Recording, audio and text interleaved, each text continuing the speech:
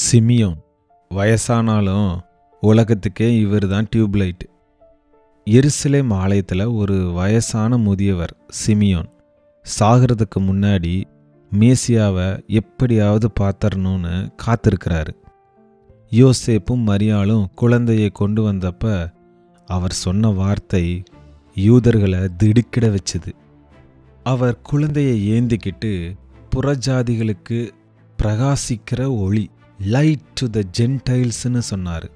அது வரைக்கும் யூதர்கள் மேசியா தங்களுக்கு மட்டும் சொந்தமானவர்னு நினைச்சாங்க. ஆனால் சிமியோன் இவர் உலகம் முழுவதற்கும், எல்லா ஜாதிக்கும், எல்லா மொழி பேசுகிறவர்களுக்கும் உரியவர்னு அறிவிச்சார். இதுதான் சுவிசேஷத்தின் விஸ்தாரம். பெத்லஹேமில் பிறந்த குழந்தை ஒரு நாட்டுக்குள்ள அடங்கியிருக்க போறதில்ல, அது உலகத்திற்கான ஒளி. இன்னைக்கு நாம் கிறிஸ்மஸை நம்ம சர்ச், நம்ம இனம், நம்ம கலாச்சாரம்னு சுருக்கிக்கிறோம். ஆனால் கிறிஸ்தவம் எல்லைகளை உடைக்கிற மார்க்கம். அந்த ஒளி நமக்கு மட்டும் கிடைச்சா போதாதுங்க, அது நம்ம மூலமாக மற்றவங்களுக்கும் போகணும். இருட்டில் இருக்கிற மற்றவங்களுக்கு நாம் அந்த ஒளியை காட்டுறோமா? கிறிஸ்மஸ் ஒரு மிஷன், வெறும் ஃபங்க்ஷன் இல்லைங்க. உலகத்திற்கே ஒளியான இயேசுவை உங்கள் நண்பர்களுக்கும் அறிமுகப்படுத்துங்க.